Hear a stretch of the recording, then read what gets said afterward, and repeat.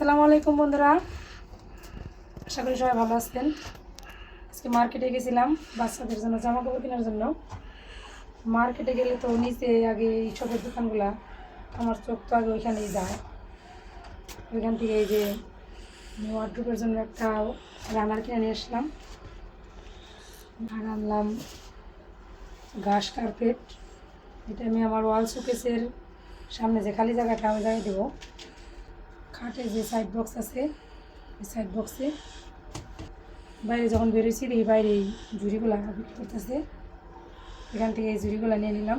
একটা ফলের ঝুড়ি, একটা ডিমের ঝুড়ি,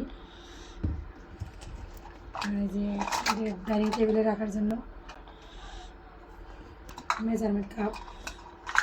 রান্নার কাজে এটা জরুরি কাজ, নাকি হাজারে কাজ করি। তো কেমন লাগলো